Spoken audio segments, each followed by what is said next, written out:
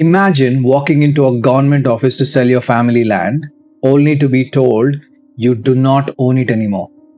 That's exactly what happened to a farmer named Rajagopal in Tamil Nadu. He holds a perfectly clean title deed, pays his annual taxes, yet a religious board legally and quietly claimed a big chunk of his ancestral village, including a 1500-year-old temple. How can a legal framework allow a religious registry to completely override a citizen's basic property rights granted by Constitution?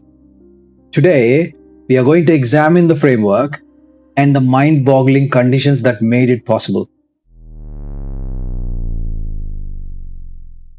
If I had to guess who owns the most land in India, I would have picked the obvious giants that are well known, the Ministry of Defense or Indian Railways. One runs the country's security forces, the other one has a vast transport network that happens to be one of the biggest in the world. The Indian Defense Forces control around 18 lakh acres across cantonments and training bases. The Indian Railways holds roughly 12 lakh acres for tracks, yards, and stations. But the third name in that list would surprise many people. According to the latest data from centralized Wamsi portal, India has over 8.7 lakhs registered Waqf properties. Together, they cover an astonishing 39 lakh acres of land. Let us put that into perspective to make the scale very clear. 39 lakh acres is nearly 15,800 square kilometers. That's roughly the size of entire state of Nagaland. It is more than 4 times the size of Goa. Think about that scale for a second. A single religious registry has a total of land footprint larger than the land holdings of Indian Army and the railways combined. How exactly did the religious property registry get this big? What made it so structurally powerful that individual constitutional rights and even the authority of the state itself stood completely helpless against its claims? And what were the exact political conditions that allowed such a wild legal framework to become a reality in a democratic republic? These are the questions we'll try to answer today. Stick around until the very end of this video because the interesting sequence of developments we were about to walk through reveal a very important truth about power politics and organized groups in India. So let's start with what is Waqf. In plain English, a Waqf is a simply permanent donation of property under Islamic law for a religious or charitable purpose like a mosque, school, or a graveyard. As simple as that. Every major culture and religion in India has a charitable endowment. So the existence of Waqf itself is not a special privilege, but the legal framework it operates within is essentially a bulldozer, one that can sweep aside every protection Indian constitution gives its ordinary citizens. For example, what happens when a Waqf board looks at a piece of land and says, "This was a graveyard 80 years ago, so it belongs to us forever." And the local resident says, "No, this is my family home, I have the title deed, I pay taxes annually, and my grandfather bought this fair and square."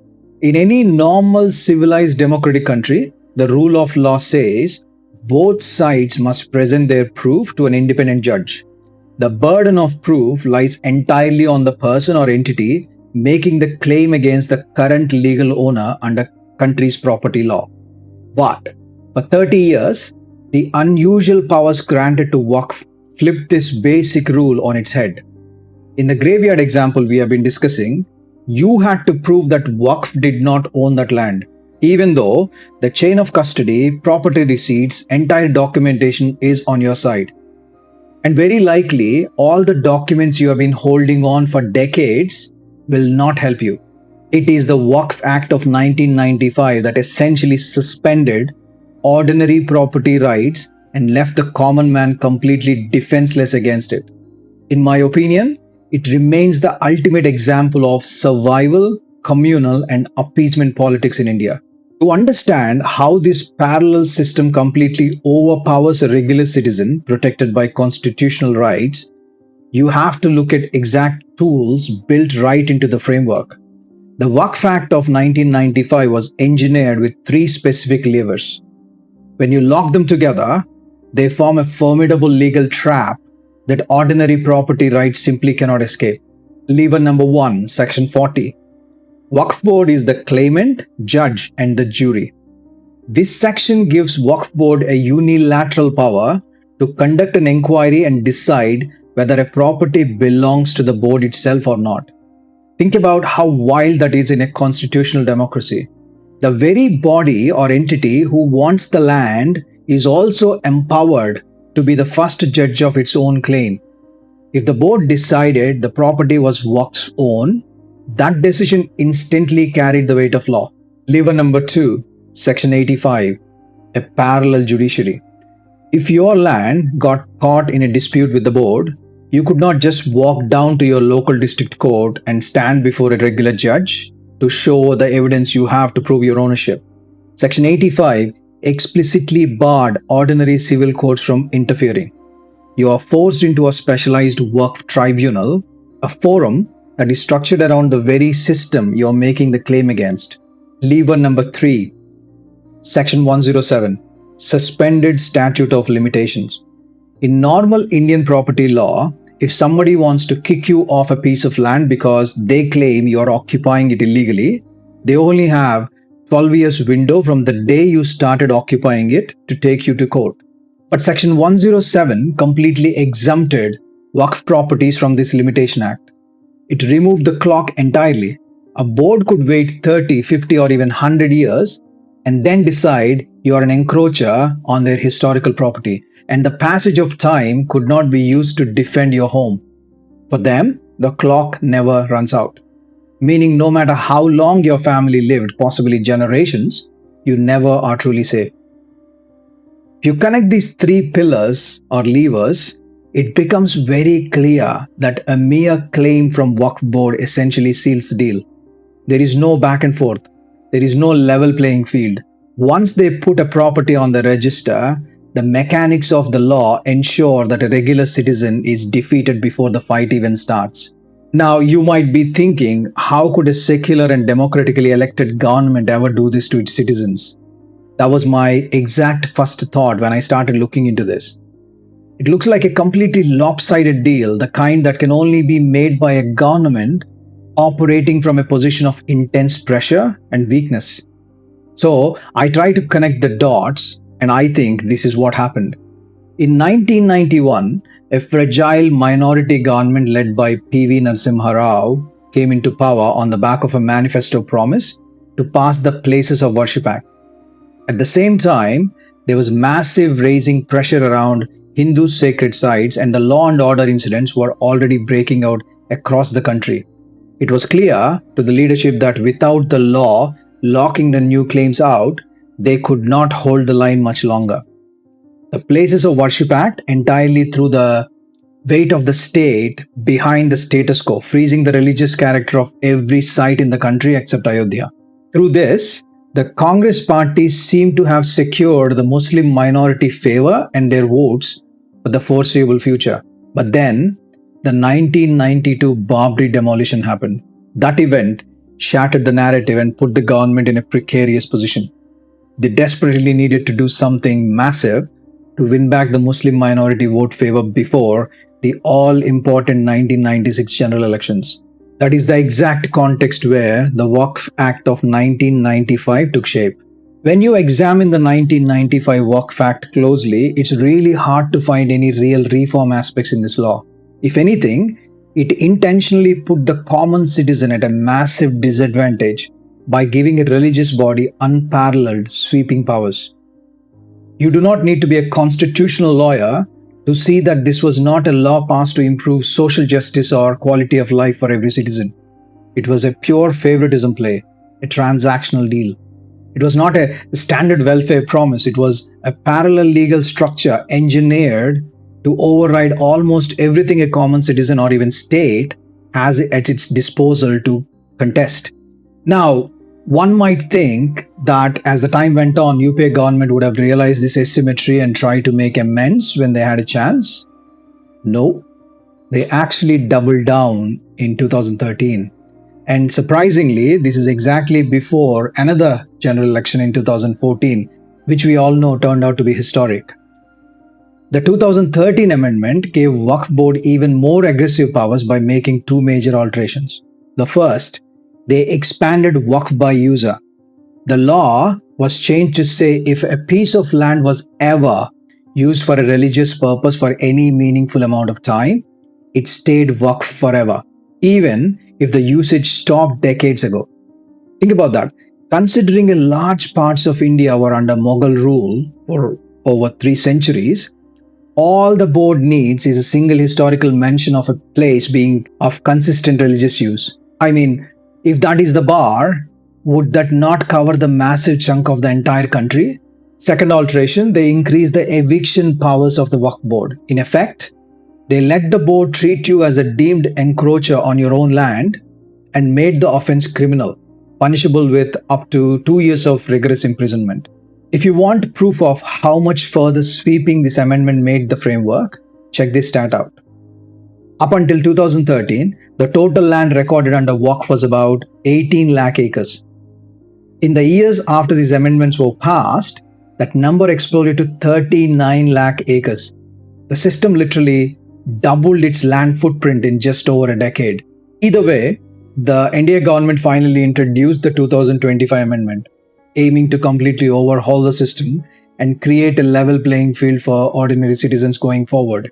They did it by hitting 4 major areas. First, Section 40 was completely deleted. The Waqf board can no longer unilaterally declare a property as its own. The claimant can no longer be the judge. Second, the Waqf by user loop was heavily reformed. You can no longer claim the land based entirely on historical ceremonies or rumors. The new law demands proper documentation and a clear chain of custody within the standard framework of property law. Third, the district collector was given the actual authority over disputes. Instead of letting the board handle claims internally, a senior local revenue officer can now step in to verify the records, especially when the government properties or public spaces are targeted. Lastly, they brought back the normal time limitations and unlocked the judiciary. The endless clock was removed and a clear path to regular courts was restored. A Waqf tribunal decision is no longer the final one. A regular independent judge can now verify the evidence to establish the true ownership of a piece of land. When you look at these changes closely, these changes are not radical, they are not anti-religion, they are simply common sense. When you have had a massive legal asymmetry and abuse of law for decades, any court's correction is going to feel radical and agenda-driven. Look at what these amendments actually restored. If you own land, protect it. If you claim somebody else's land, prove it. If there is a dispute, let a regular independent judge look at the evidence to decide upon the ownership. These are foundational rules of any free society, period. By the way, it's important to know that immediately after 2025 Act was passed, it was dragged straight into Supreme Court. The court did not strike down the law, but they did issue partial stays on specific clauses while the larger constitutional case plays out. The 2025 amendment has not fully reversed all the damage done in the last 3 decades. The recent development in Munammum village in Kerala again highlights the unilateral and sweeping powers of the Waqf boards again. Over 600 working class families holding valid state title deeds suddenly found their entire 404-acre village claimed by the Waqf board. The basis of the claim is a single 1950 document donating the land to a local college that contained the word Waqf. Figure that one out. So the Kerala High Court reviewed the documents involved and found that the document explicitly gave the college the right to sell the land and called the Waqf board's move as a land grabbing tactic under the guise of religion. Another interesting coincidence, if you can actually call it that. In early June 2026, just as the Congress government came into power, the Waqf board immediately rushed to upload and lock the village into the central portal, in spite of High Court observations on this matter. Even though the 2025 amendment opened the door for court access, the cleanup is going to take years, if not decades. And the ordinary people will continue to suffer for foreseeable future unless special provisions are made to expedite these cases, which is very unlikely. Now, down to the interesting part, the real takeaway from all this. And of course, this is very personal to me and highly opinionated. I think the interesting aspect of Waqf frameworks history in India is not so much about the details of the sections or amendments. There is a much deeper lesson here that goes way beyond property law or legal frameworks. It is a lesson about how raw power actually works in a democracy. Organized communities get the legal architecture written in their favor, very evident. The unorganized Hindu majority gets polite lectures on tolerance on an ongoing basis. When a political party is desperate to survive an election, a unified group holds all the cards. Looking at how sweeping the concessions in this act are, to me, it appears the negotiating groups were not after temporary welfare. They were after hard legal power, a private court system built to shut regular citizens out. This is why I think the so-called polarization by the BJP was not some calculated strategy. It was simply the act of putting this blatant asymmetry into public domain. The data itself is so damning and absolute ammunition, there was never any need to invent something new. The traditional liberal narrative always tells the majority to soften its stance, be more generous, look away, accept the asymmetry as it is. But when conservative religious bodies demand separate personal laws, separate tribunals, unique exemptions from standard property limitations, it somehow gets celebrated as the exhibition of pluralism and the very soul of the republic. To me, the real tragedy of the old Waqf framework was not about how much land they claimed. It was about a democratic secular state willingly giving one side a legal bulldozer that left ordinary citizens completely defenseless. And for what? To secure the next term by appeasing a vote bank. If you refuse to even discuss the mechanics of such imbalance because you're too afraid of sounding impolite or being labeled as andhbhakt or dismissed as a nationalist radical, you will keep finding about these laws only after they have already taken your options away. Only consolation I found in this whole thing is things are finally shifting. 2025 amendment is a good start. I'm glad that the knowledge of this asymmetry is finally spreading. People are discussing about these things. But just knowing without acting does not bring about any change. In a democracy, you ultimately get the system you tolerate. I think voice and vote are the only defense citizens have against such double standards. By the way, what you just saw is one chapter in decades of asymmetry. For the full story, from a rebuilding of Somanath through 6 decades of Congress rule, watch this video next. And if you have liked this breakdown and want more people to see it, please hit that like button, hype it up, share it around, and subscribe to the channel. If you disagree with my analysis, tell me exactly where and on which clause in the comments below. If the data proves me wrong, I'm happy to concede. I'll see you in the next one. Until next time, dig deeper.